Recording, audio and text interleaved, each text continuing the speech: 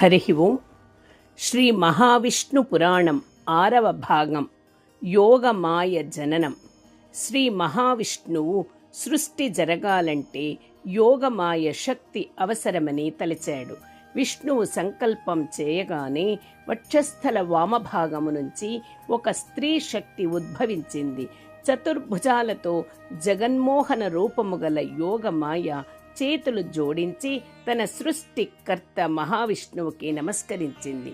మహావిష్ణువు మానసము నుండి కామము, క్రోధము, మోహము, లోభము, మదము, మాత్సర్యము, దర్పము, అహంకారము, త్యక్తు, ఘ్రోణము, శ్రవణము, వాక్కు, జిహ్వ, తమము, రజము, సత్వము, అవిద్య, విద్య అనే 18 గుణాలు ఉద్భవించి యోగమాయలో కలిసిపోయాయి.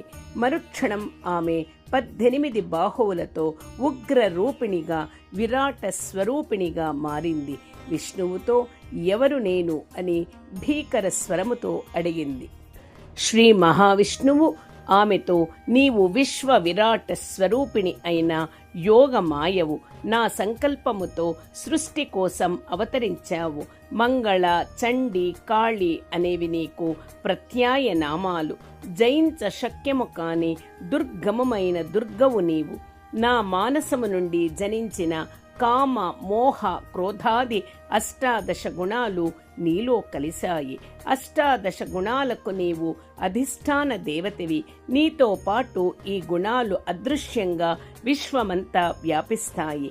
సృష్టి ప్రారంభమైనప్పుడు నీవు మాయవై అదృశ్యంగా ఉండి ఈ 18 గుణాలు సకల జీవులలో ప్రవేశపెట్టి గుణాలతో పాటు నీవు సృష్టి జీవులను ఆశ్రయించి ఉంటావు. జీవులను నడిపించే శక్తివి అవుతావు. నీవు లేకపోతే ఏ జీవి జీవించలేదు అని కీర్తించాడు. యోగమాయ పొంగిపోయి, నేను జీవులను ఆడించే మహాశక్తిని, విశ్వాన్ని శాసించే మహాకాళిని అని వికటాట్టహాసము చేసింది. మరుక్షణం విద్య, అవిద్య, సత్వము, రజము, తమము, జిహ్వ, వాక్కు, శ్రవణము, ఘ్రాణము, త్యక్తు అనే 10 గుణములకు ప్రతీకలైన యోగమాయ 10 బాహువులు అదృశ్యమయ్యాయి. అష్టభుజి అయిన యోగమాయ ఖిన్నురాలై, నా బాహువులెందుకు మాయమైనాయి అని విష్ణువును అడిగింది. విష్ణువు నవ్వుతూ, నీలోని 10 గుణాలు అదృశ్య రూపముతో విశ్వమంతా వ్యాపించాయి. ఇప్పుడు నీవు అష్టభుజాలు గల చండివి. నీ చండికా శక్తి ఆపగలవారు విశ్వములో లేరు అని ప్రకటించాడు. ఆ ప్రశంసకు గర్వము, అహంకారము పొంది చండి, నా చండికా శక్తి జయించగలవారు విశ్వములో లేరు అని గర్జించింది.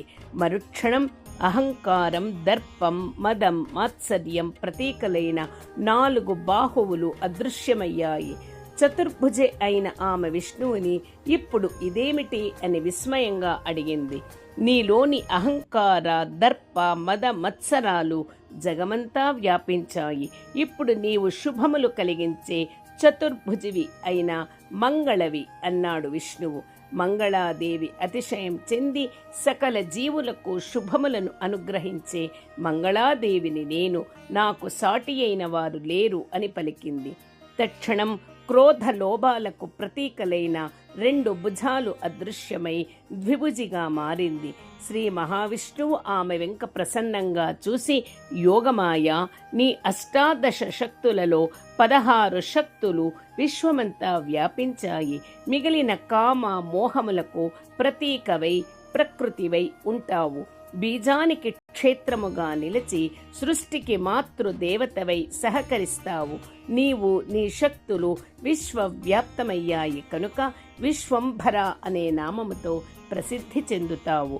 యోగమాయ, సృష్టి మొత్తం నీ 18 గుణ మాయా ప్రభావితమై నడుస్తుంది. సకల జీవులు నీ మాయా మేయమైన ప్రపంచములో చిక్కుకొని జనన మరణ కాల చక్ర భ్రమణములో తిరుగాడుతుంటారు. ఈ మాయ నుండి బయటపడటం దుర్లభం. కేవలం యోగశక్తితో, తపస్సుతో మాత్రమే ఈ మాయా బంధనము నుంచి తప్పించుకోగలరు. అట్టివారు మాత్రమే జనన మరణరహిత మోక్షము పొంది నాలో లీనమవుతారు. అటువంటి వారు కొద్దిమంది మాత్రమే ఉంటారు.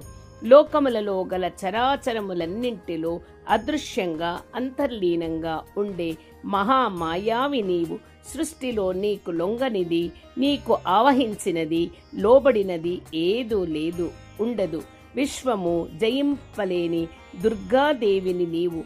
కేవలం యోగశక్తి, తపశ్శక్తితో మాత్రమే యోగమాయవైన నీ సత్యస్వరూపము దర్శించగలరు. నాతో సరి సమానురాలివైన సహోదరివి నీవు. జగత్సృష్టి సంకల్పము కోసము నేను కొంతకాలం యోగనిద్ర పోవాలి. నీవు విష్ణు మాయవై నన్ను ఆవహించు అని యోగమాయను ఆహ్వానించాడు. మహాశక్తి అయిన దుర్గాదేవి విష్ణువుకి నమస్కరించి విష్ణుమాయగా అదృశ్య రూపము దాల్చి దేవదేవుడైన మహావిష్ణువుని ఆవరించింది. మాయకు లోనైన మహావిష్ణువు అనేక యుగాలు యోగ నిద్రలో ఉండిపోయాడు. హరి ఓం తత్సత్. శ్రీకృష్ణార్పణమస్తు.